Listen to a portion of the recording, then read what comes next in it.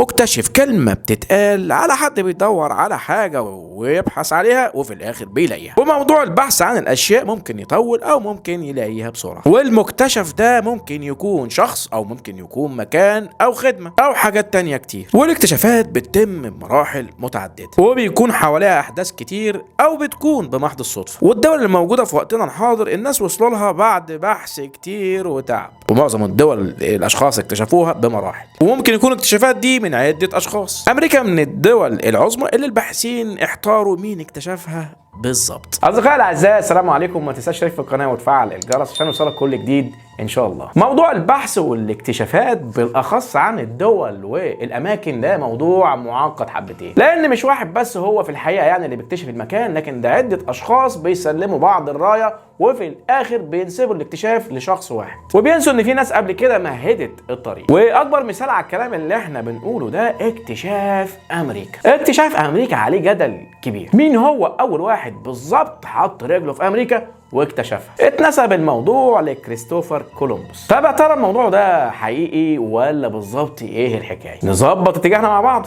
تعالوا نشوف. كتير من الروايات انتشرت بين الباحثين وفي عالم الناس المثقفه، ونهتم بالثقافه والمعلومات. الباحثين والناس دي كتير في الشرق الاوسط وفي امريكا وفي اوروبا. الناس دي بقى حطت في دماغها انها تسعى مين اكتشف امريكا، او السلسله بدات امتى وازاي. يا ريت نركز مع بعض سلسله اكتشاف امريكا. واحد ممكن يقول لي طب هي موضوع محتاج سلسله يعني؟ اقول لك حضرتك، لان مش هو كريستوفر كولومبوس اول واحد اكتشف امريكا. الموضوع طلع كبير وفي ناس قبل منه راحوها. الشعب الامريكي مثلا اعتمد يوم 10 اكتوبر اجازه رسميه، ويوم وطني بيسموه يوم كولومبوس، فهو في نظرهم اول واحد اكتشف امريكا. لكن نرجع نقول لكم الموضوع ده مش حقيقه، لان هو مش اول واحد اكتشف امريكا. لكن يعني الراجل سعى في اكتشاف امريكا وعمل 4 رحلات من سنه 1492 لحد 1502. لكن كولومبوس اول ما حط رجله في امريكا اكتشف انه مش هو اول واحد، وفي ناس حطت رجلها قبل منه. الناس دي بتسمى الامريكيين الاوائل او الامريكيون الاوائل عشان الغلطات النحويه وكده. مايكل بويا المختص في علم الاثار هو اللي قال الكلام ده، وقال كمان ان الامريكيون الاوائل دول جم من قاره اسيا، وفي طريقهم لامريكا مروا بولايه الاسكا، وقال ان الهدف من وصولهم لامريكا المأوى والمأكل والمشرب، والجماعه دول اختاروا وسط امريكا وجنوبها واستقروا فيها. وكمان قال ان اسمهم شعب كلوفيس، يعني نسبه للمستوطنه اللي عاشوا فيها. لكن اضاف العالم مايكل بويا نفسه ان مش دول اول ناس حطوا رجليهم في امريكا، وقال ان الشعب ده بعد فتره اختفى. لكن الفحوصات والبحوثات والجينات الوراثيه والكلام ده كله قال في النهايه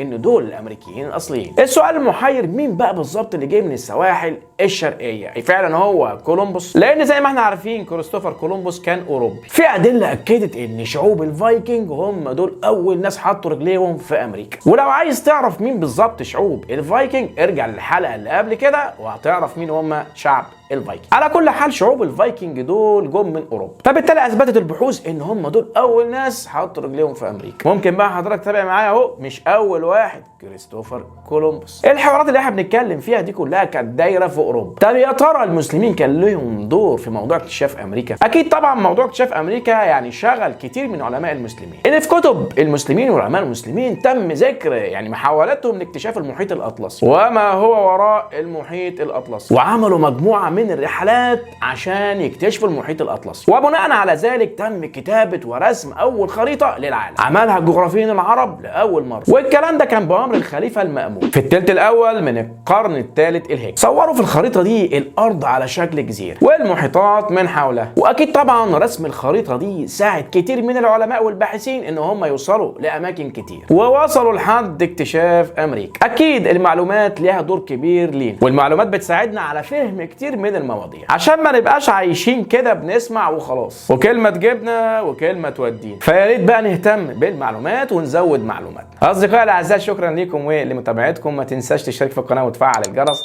عشان يوصلك كل جديد ان شاء الله. والسلام ختام.